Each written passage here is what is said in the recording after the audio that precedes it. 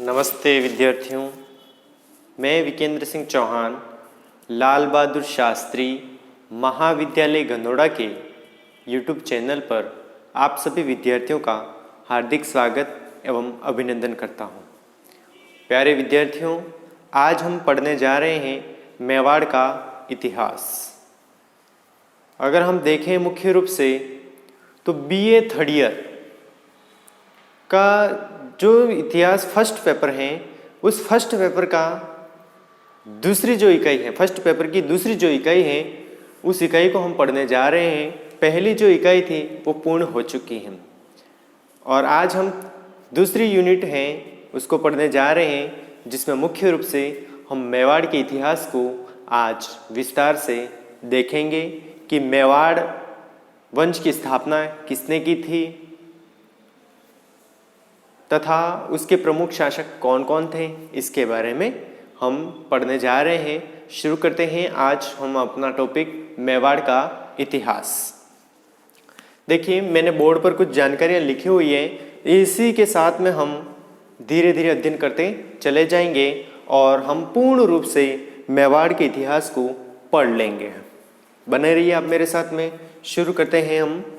देखो, ये जो मेवाड़ है, मेवाड़ की अगर हम बात करें तो मेवाड़ जो है वह प्राचीन शिवी जनपद के अंदर आता था। किसके अंदर आता था? शिवी जनपद के अंदर आता था मेवाड़। प्राचीन काल में शिवी जनपद था, उसी शिवी जनपद को मेवाड़ कहा जाता था।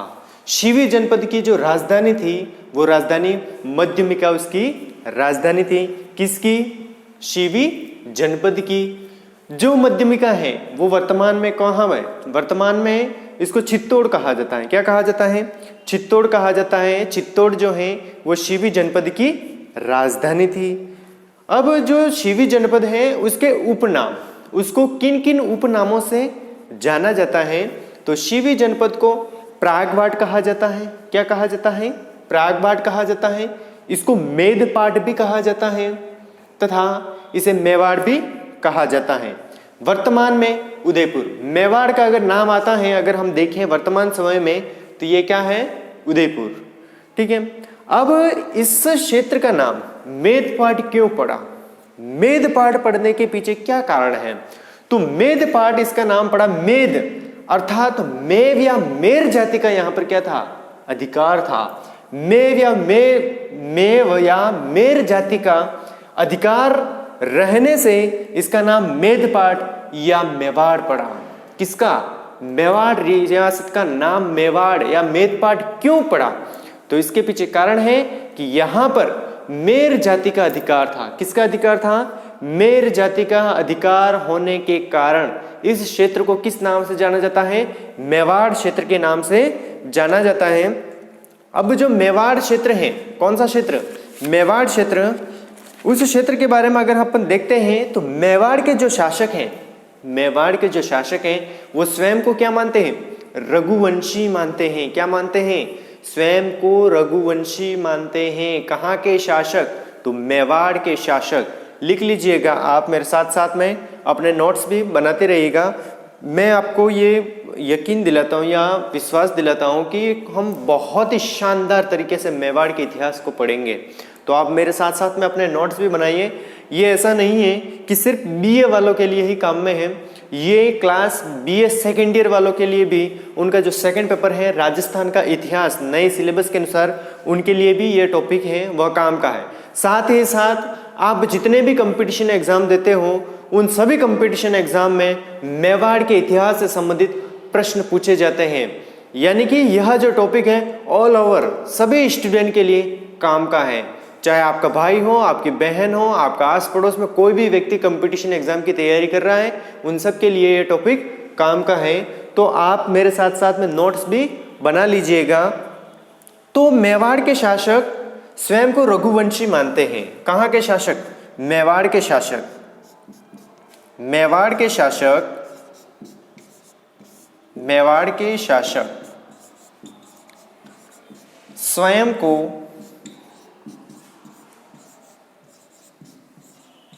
रघुवंशी, मेवाड़ के शासक स्वयं को रघुवंशी मानते थे। क्या मानते थे? रघुवंशी मानते थे। कहाँ के शासक? तो मेवाड़ के शासक क्या मानते थे स्वयं को? रघुवंशी। यानी कि रघुवंशी भगवान जो राम है, यानी कि भगवान जो राम है उन्हीं के वंशज स्वयं को मानते थे। कहाँ के शासक? मेवाड़ के शासक स्वयं को रघुवंशी मानते थे, यानी कि भगवान राम की संतान मानते थे स्वयं को। कौन? मेवाड़ के शासक। एक स्थान पर सबसे अधिक समय तक राज करने वाला राजवंश, एक ही क्षेत्र पर सबसे अधिक शासन करने वाला एक क्षेत्र कौन सा? मेवाड़ जो क्षेत्र है, उस पूरे क्षेत्र पर एक ही वंश ने शासन किया है लंबे समय तक। तो लंबे समय तक एक ही क्षेत्र पर शासन करने वाला राजवंश कौन सा है? मेवाड़ के जो गुहिल वंश हैं, गुहिल वंश के जो शासक हैं, उन्होंने एक ही क्षेत्र पर शासन किया है। विश्व का सबसे प्राचीन राजवंश कौन सा है? तो गुहिल वंश है। कौन सा है? विश्व का सबसे प्राचीन राजवंश कौन सा? मेवाड़ का। तो आप लिख सकते हो विश्व का सबसे प्राचीन राजवंश, विश्व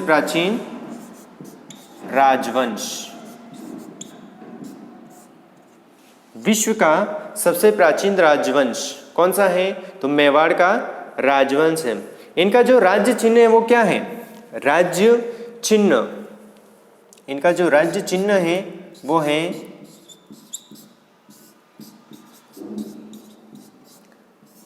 जो दृढ़ राखे धर्म को ते ही राखे करतार। जो दृढ़ राखे धर्म को ते ही राखे करतार, यानी कि जो धर्म पर दृढ़ निश्चय कर करके बैठा हो वही व्यक्ति, यानी कि जो दृढ़ राखे धर्म को ते ही राखे करतार, यानी कि जिसने अपने धर्म पर दृढ़ निश्चय, अपने धर्म पर ही अड़े रहे हैं, अपनी सत्यता निष्ठा पर ही अड़े रहे हैं, उन्हीं का शासन लंबे समय तक चलता है।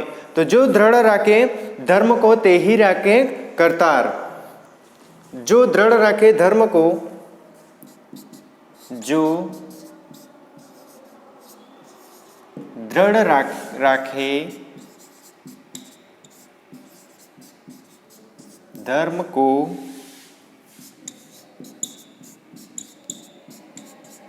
ते ही राखे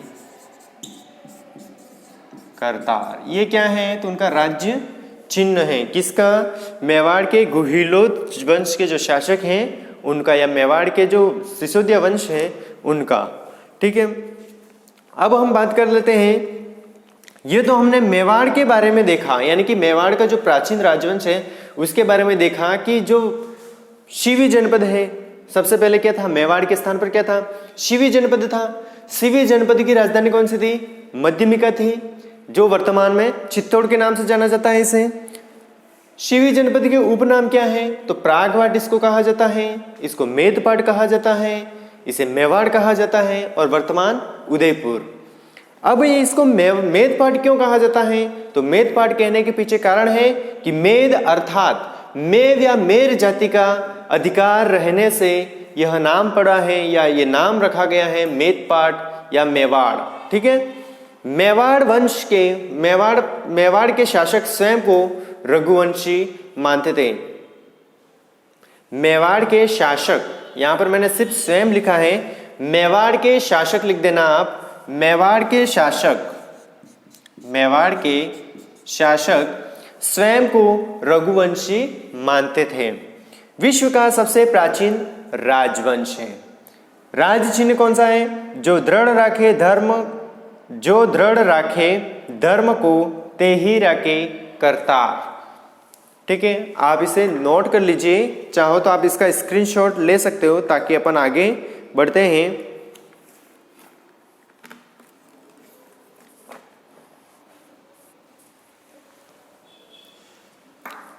हाँ, तो आपने इसे नोट कर लिया होगा, मैं इसे मिटा देता हूँ। अगर किसी बालक ने नहीं किया है तो वीडियो को बैक करके भी लिख सकते हो आप। ऐसा नहीं है कि सिर्फ आप देखो, आप देखने के साथ साथ इनमें अगर नोट्स अपने स्वयं के बनाओगे मेरे साथ साथ में, तो ये नोट्स आपके लंबे समय तक फायदेमंद रहेंगे। चाहे आपकी कंपटीशन एग्जाम की तैयारी करो तो भी आपके ये काम में आएंगे। ठीक है। हाँ, अब अपन देखते हैं मेवाड़।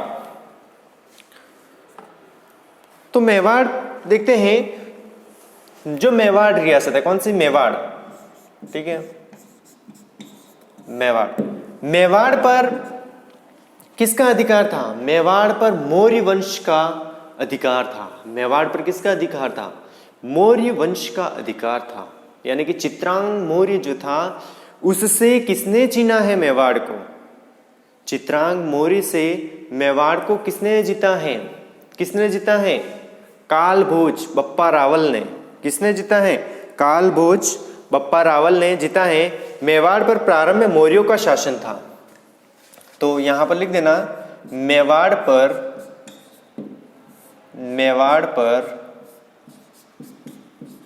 प्रारंभ में, मेवाड़ पर प्रारंभ में मौर्यों का अधिकार था। किसका अधिकार था? मौर्यों का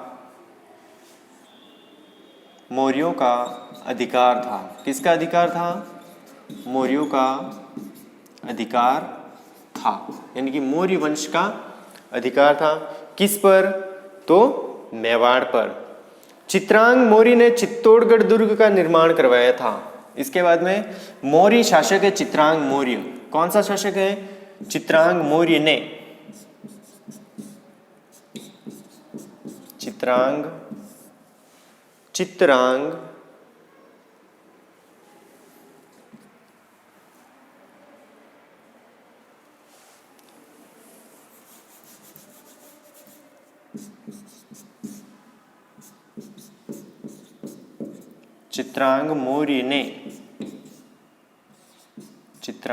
मौर्य ने चित्तौड़गढ़ दुर्ग का निर्माण करवाया था।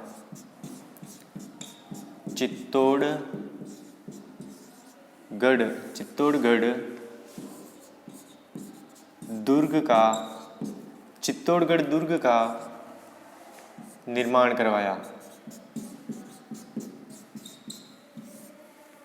चित्तौड़गढ़ दुर्ग का निर्माण करवाया।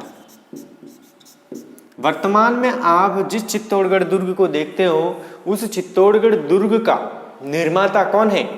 चित्रांग मौर्य है। कौन है? चित्रांग मौर्य जो है वह चित्तौड़गढ़ दुर्ग का निर्माता है। यानी कि चित्तौड़गढ़ दुर्ग है वो पहले से, प्राचीन समय से बना हुआ है। कौन से समय से बना हुआ है? प्राचीन समय से ही चित्तौड़गढ़ दुर्ग का निर्माण हो चुका था चित्रांग मौर्य के द्वारा।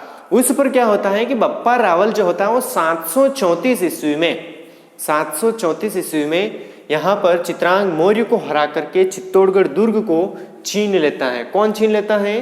बप्पा रावल। यानी कि चित्तौड़गढ़ दुर्ग है वो बहुत ही प्राचीन किला है, यानी कि पूर्व में ही इसका निर्माण हो चुका था और बाद में इस पर मेवाड़ वंश के शासकों का अधिकार रहा। ये जो चित्तौड़गढ़ दुर्ग है वो चित्रकूट पहाड़ी, ये जो चित्तौड़गढ़ दुर्ग जो है वो कौन सी पहाड़ी पर? चित्रकूट पहाड़ी पर। चित्रकूट पहाड़ी किस पर बना हुआ है? चित्रकूट पहाड़ी पर चित्तौड़गढ़ दुर्ग बना हुआ है। मैसा का पठार,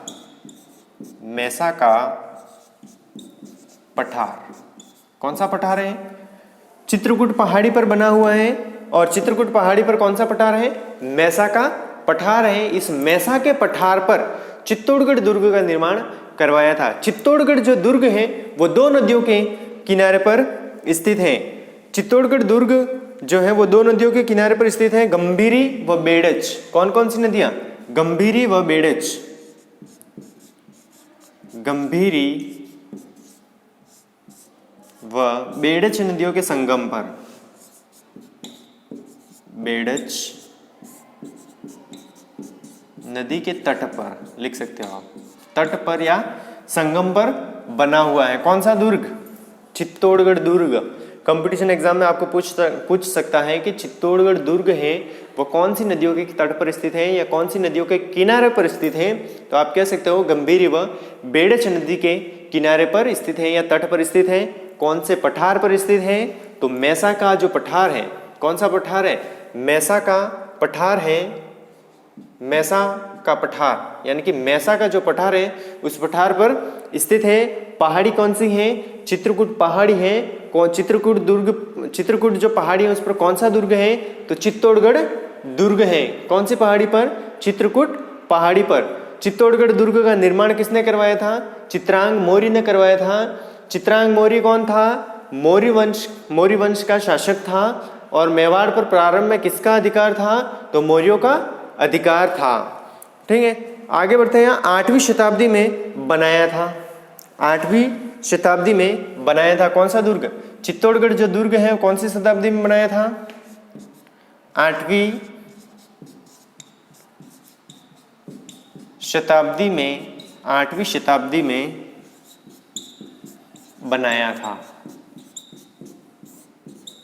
कौन सी शताब्दी में बनाया था, चित्तौड़गढ़ दुर्ग 8वीं शताब्दी में चित्तौड़गढ़ दुर्ग बनाया था।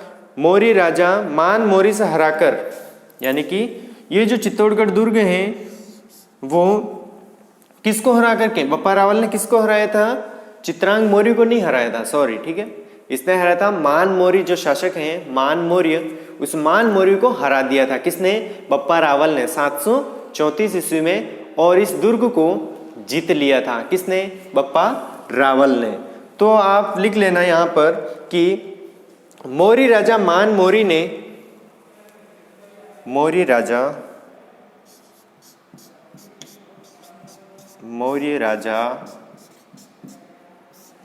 मान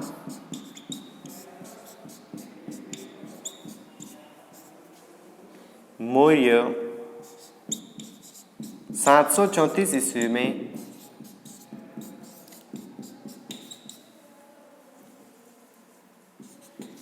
शासन कर रहा था।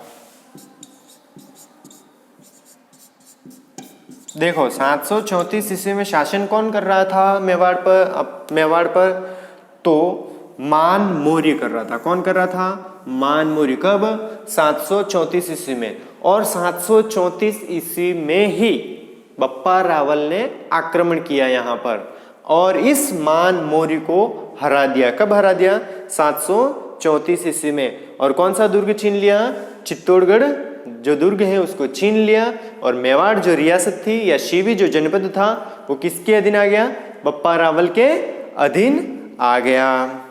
आप इसे नोट कर लीजिए, ठीक है। फिर अपन आगे बढ़ते हैं, चाहो तो आप इसका स्क्रीनशॉट ले लो।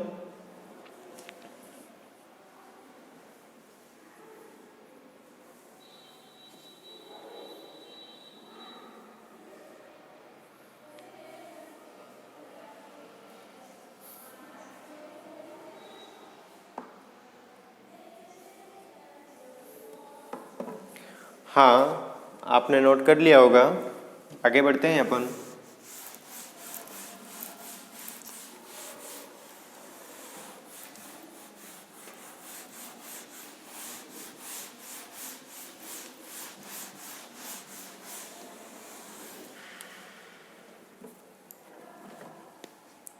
अब बात करते हैं 566 ईस्वी में। 566 ईस्वी में 566 ईस्वी में मेवाड़ में गुहिल वंश की स्थापना हो चुकी थी। 566 ईस्वी में 566 ईस्वी में मेवाड़ के गुहिल वंश की, मेवाड़ के गुहिल वंश की स्थापना मेवाड़ के, देखो 566 ईस्वी में मेवाड़ के गुहिल वंश की स्थापना किसने की थी, तो गुहिलादित्य ने की थी। किसने की थी, 566 ईस्वी में गुहिल वंश की स्थापना गुहिलादित्य ने,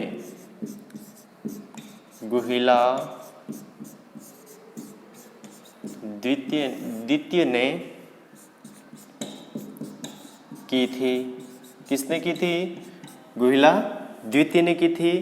किसकी स्थापना की थी? मेवाड़ वंश की स्थापना या गुहिल वंश की स्थापना किसने की थी? गुहिल वंश की स्थापना गुहिला द्वितीय ने की थी। कब की थी?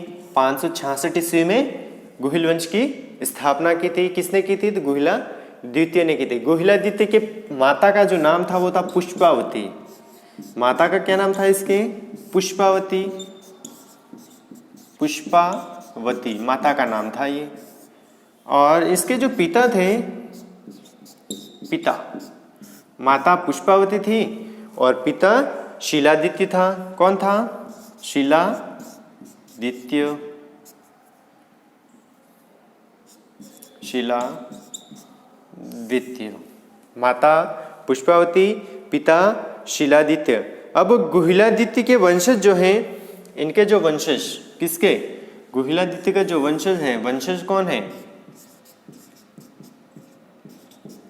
वंशज बप्पा रावल, जिसे आप कालभोज कहते हो, इनका जो वंशज है वो कौन है? ये तो हो गए इनके माता पिता। अब अपन देखते हैं उनके वंशज के बारे में। तो वंशज के बारे में हम बात करते हैं तो आता है कालभोज। कौन आता है? कालभोज। इस कालभोज को क्या कहा जाता है? बप्पा रावल। अब ये जो कालभोज है, इसकी जो उपाधि है किसकी? कालभोज की। वो उपाधि क्या है? बप्पा। क्या है? बप्पा। किसकी उपाधि है? तो इसकी बप्पा रावल। अब कालभोज को किस नाम से जाना जाता है? बप्पा रावल के नाम से जाना जाता है। अब यही कालभोज जो है वो गुहिल वंश का वास्तविक संस्थापक था। इसी कालभोज को क्या कहा जाता है? गुहिल वंश का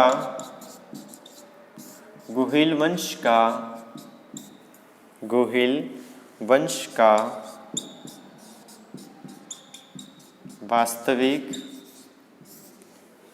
संस्थापक।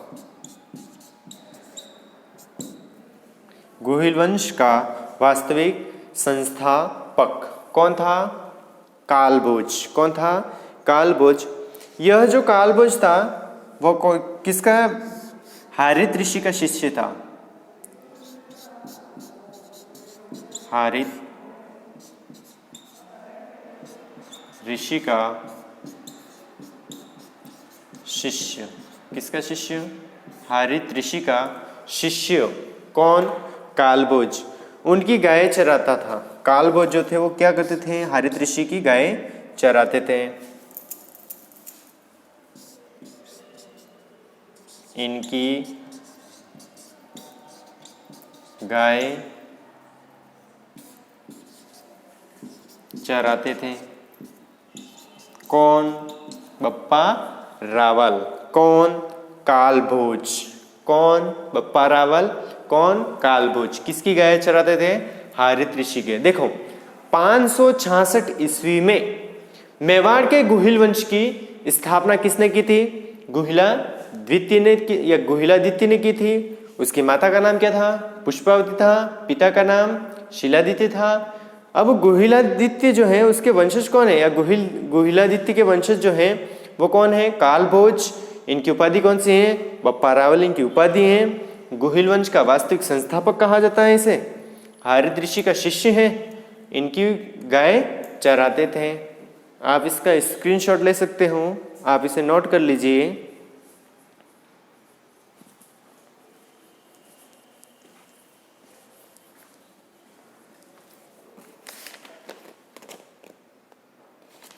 वैसे अपन बप्पा रावल को विस्तार से पढ़ेंगे, लेकिन ये जो अपन ने देखा है वो सिर्फ मुख्य पॉइंट है।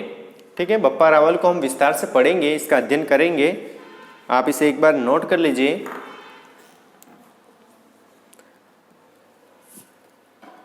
चलो मैं मिटाता हूं इसको।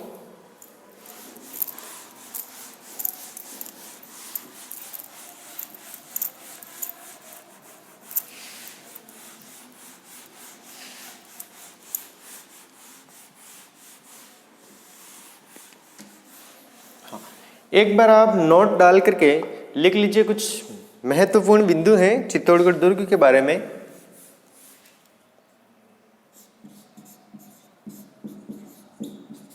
नोट करके आप लिख लेना, क्योंकि ये बहुत इंपॉर्टेंट चीज़ है। चित्तौड़गढ़ दुर्ग,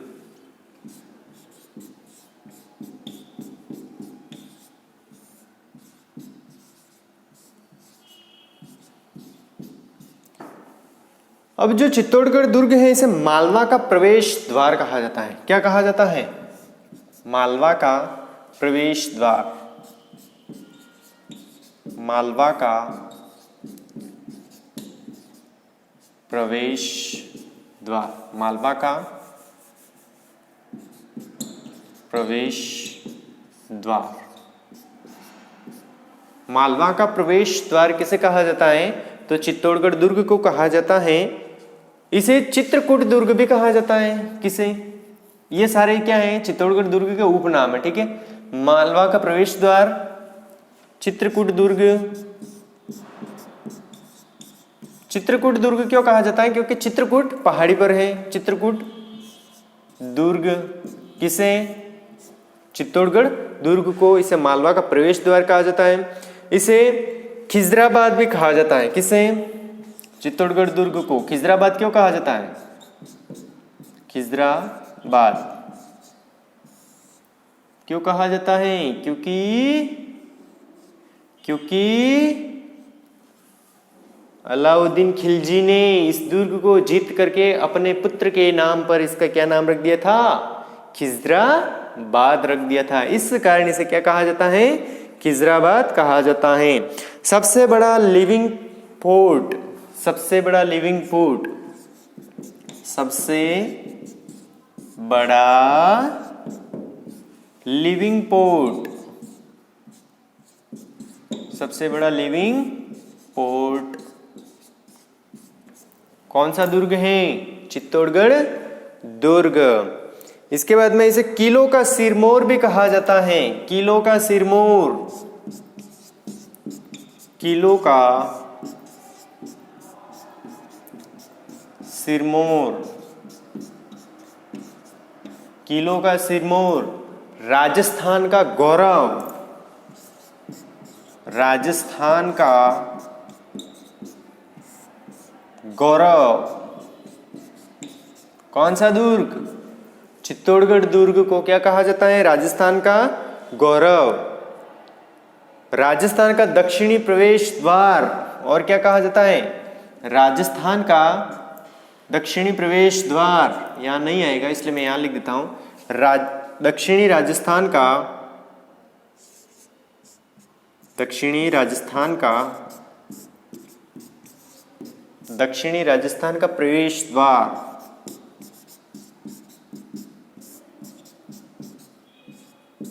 देखो अब अपन बात करते हैं चित्तौड़गढ़ दुर्ग की। तो चित्तौड़गढ़ जो दुर्ग है उसको क्या कहा जाता है? मालवा का प्रवेश द्वार कहा जाता है। चित्रकूट दुर्ग भी कहा जाता है, खिजराबाद भी कहा जाता है, सबसे बड़ा लिविंग पोर्ट भी है, किलो का सिरमौर भी कहते हैं इसे, राजस्थान का गौरव भी कहा जाता है और दक्षिणी राजस्थान का प्रवेश द्वार भी इसे कहा जाता है। किसे? चित्तौड़गढ़ दुर्ग को कहा जाता है। प्यारे विद्यार्थियों, आप इसका स्क्रीनशॉट ले लेना, चाहो तो ले सकते हो या नोट कर रहे हो तो नोट कर लीजिएगा। एक बार हम पुनः आज हमने जो टॉपिक पढ़ा है उसका रिवीजन एक बार कर लेते हैं। तो मेवाड़ वंश का इतिहास हम पढ़ना जा रहे हैं, तो उसकी जो मुख्य बातें उनको आज हमने पढ़ाई की है उसके बारे में। तो मेवाड़ को पहले किस नाम से जाना जाता था? शिवी जनपद के नाम से जाना जाता था। किसे? मेवाड़ को शिवी जनपद के नाम से जाना जाता था। इसकी जो राजधानी है वो कौन सी है? मध्यमिका है, जो वर्तमान में चित्तौड़ को कहा जाता है। इसका प्राचीन नाम क्या था? मध्यमिका था। अब अपन बात करते हैं कि जो शिवी जनपद है उसके अन्य नाम या उपनाम। तो इसको प्रागवाट भी कहा जाता है। क्या कहा जाता है? प्रागवाट कहा जाता है। इसे मेदपाट कहा जाता है और इसके बाद में इसको क्या कहा जाने लगा? मेवाड़ कहा जाने लगा। अब मेवाड़ जो है वह वर्तमान जो उदयपुर है उसे क्या कहा जाता है? मेवाड़ कहा जाता है। इसको मेदपाट क्यों कहते हैं? क्योंकि यहाँ पर मेद अर्थात मेव या मेर जाति का अधिकार होने के कारण इस क्षेत्र को मेदपाट या मेवाड़ कहा गया। इससे पहले इसको शिवी जनपद कहा जाता था। अब यहाँ पर क्या था, मेवाड़ के जो शासक हैं स्वयं को क्या मानते हैं, रघुवंशी मानते हैं। स्वयं को क्या मानते हैं, रघुवंशी मानते हैं। इनका जो राज्य चिन्ह है वो क्या है, जो दृढ़ रखे धर्म को ताहि रखे करतार। विश्व का सबसे प्राचीन राजवंश, विश्व का सबसे प्राचीन राजवंश, एक ही स्थान पर शासन करने वाला, लंबे समय तक एक ही स्थान पर शासन करने वाला राजवंश कौन सा है, गुहिल वंश। अब अपन बात करते हैं मेवाड़ की। तो मेवाड़ पर प्रारंभ में किसका अधिकार था, मेवाड़ पर प्रारंभ में मौर्यों का अधिकार था। किसका अधिकार था, मौर्यों का। जो चित्तौड़गढ़ दुर्ग है उसका निर्माण किसने करवाया था, चित्रांग मौर्य ने करवाया था। कौन सी पहाड़ी पर, चित्रकूट पहाड़ी पर। जो चित्रकूट पहाड़ी है उसके ऊपर मैसा का पठार है, उस मैसा के पठार पर दो नदियों का संगम है। कौन सी, गंभीरी और बेडच नदियों के किनारे पर कौन सा दुर्ग बनाया, चित्तौड़गढ़ दुर्ग बनाया। चित्तौड़गढ़ दुर्ग बनाने के बाद में वहां पर 734 ईस्वी में किसका शासन था, मान मौर्य का शासन चल रहा था। इसके बाद में अपन देखें तो गुहिल वंश की स्थापना कब हुई, 566 ईस्वी में गुहिलादित्य ने इसकी स्थापना की। उसके पिता का नाम शिलादित्य था, माता का नाम पुष्पावती था। इसके बाद में आपने देखा कि जो चित्तौड़गढ़ दुर्ग है उसको अन्य नाम कौन कौन से हैं, तो मालवा का पठार, मालवा का प्रवेश द्वार, चित्रकूट दुर्ग, खिजराबाद दुर्ग, सबसे बड़ा लिविंग फोर्ट, किलों का सिरमौर, राजस्थान का गौरव और दक्षिणी राजस्थान का प्रवेश द्वार कहा जाता है। प्यारे विद्यार्थियों, आज अपन यहीं पर इस टॉपिक को पूर्ण करते हैं। कल हम बप्पा रावल के बारे में विस्तार से अध्ययन करेंगे। धन्यवाद।